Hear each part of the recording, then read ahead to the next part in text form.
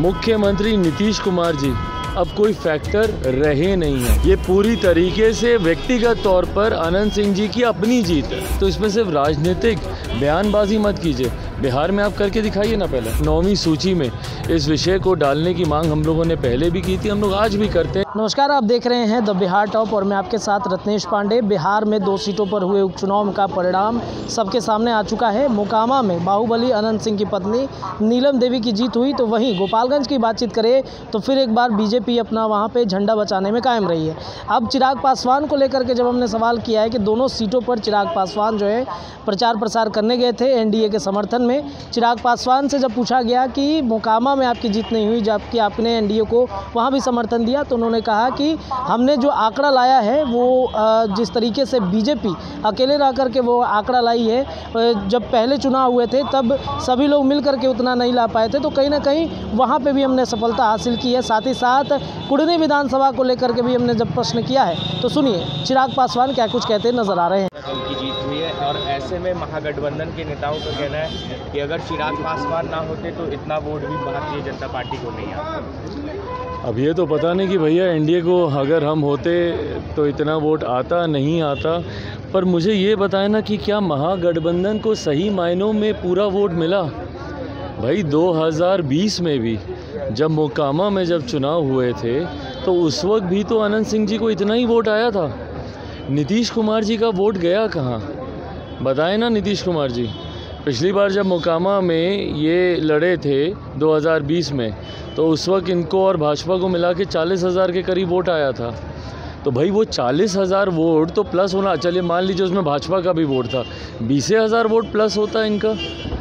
पर पिछली बार 2020 में 78,000 वोट आया, इस बार 79,000 वोट आया, मात्र 1000 वोट से ज़्यादा भी इनका वोट नहीं बढ़ा। तो भाई गया कहाँ नीतीश कुमार जी का वोट? तो ये अपने में दर्शाता है कि आज की तारीख में कम से कम मुख्यमंत्री नीतीश कुमार जी अब कोई फैक्टर रहे नहीं है। मुख्यमंत्री नीतीश कुमार जी पूरी तरीके से अपना जनाधार खो चुके हैं और ये दोनों जगह चुनाव में दिखा। भाई महागठबंधन की ये जीत नहीं है, ये मोकामा वाली, ये पूरी तरीके से व्यक्तिगत तौर पर अनंत सिंह जी की अपनी जीत है। उनका एक अपना प्रभाव उस क्षेत्र में रहा है। भैया वो अकेले भी लड़ के जीतते रहे वहाँ से, तो उनका एक अपना प्रभाव रहा है। जहाँ पे इनको प्रभाव दिखाना था गोपालगंज में, वहाँ पे इनकी हार हुई है। और कुडनी में भी उपचुनाव होने वाले हैं, वहाँ पर के आपकी पार्टी फिर से भारतीय जनता पार्टी को समर्थन करेगी या कुछ कैंडिडेट उतारेंगे? भाई वहाँ पे भी हम लोग का समर्थन रहेगा एनडीए को पूरी तरीके से।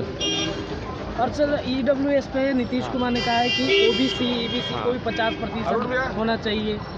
भाई मुख्यमंत्री जी कहते क्या हैं करते क्या हैं, ये उनकी सोच और उनकी कार्यशैली में हमेशा से हम लोगों को एक मतभेद देखने को मिला है। पहली बात, ईडब्ल्यूएस को लेकर हम लोग शुरू से कहते रहे थे कि भैया जो आर्थिक तौर पर ऐसे लोग जो कि स्वर्ण समाज से आते हैं पर आर्थिक तौर पर सक्षम नहीं है, उन लोगों का मजबूती से लोक जनशक्ति पार्टी रामविलास ने समर्थन किया था। हमारे नेता आदरणीय रामविलास पासवान जो, बल्कि मुझे लगता है कि हम लोग की पार्टी एकमात्र ऐसी पार्टी थी जो आज से नहीं लंबे समय से इसकी मांग करती आई है। और हम लोगों ने इस बात को भी संदेह हम लोगों ने हमेशा जाहिर किया था कि कहीं ना कहीं कोर्ट कचहरी के मामले में इस विषय को उलझाया जाएगा। 9वीं सूची में इस विषय को डालने की मांग हम लोगों ने पहले भी की थी, हम लोग आज भी करते हैं कि भविष्य में भी कहीं कोई इसके ऊपर इसको लेकर आगे पीछे एक सूची में इस विषय को डालने की मांग हम लोगों ने पहले भी की थी, हम लोग आज भी करते हैं कि भविष्य में भी कहीं कोई इसके ऊपर इसको लेकर आगे पीछे कोर्ट कचहरी में इस मामले को करने का प्रयास ना करे। जहाँ तक रही बात मुख्यमंत्री जी की, तो भैया आपके पास तो आपका राज्य है, आप करके दिखाइए जो आप सोचते हैं। उन्होंने सुप्रीम कोर्ट से यह भी मांग की है कि केंद्रीय स्तर पर जातीय जनगणना भी होनी चाहिए। तो भाई ये मांग तो पहले भी उन्होंने की थी, गए थे वो प्रधानमंत्री जी से मिलने।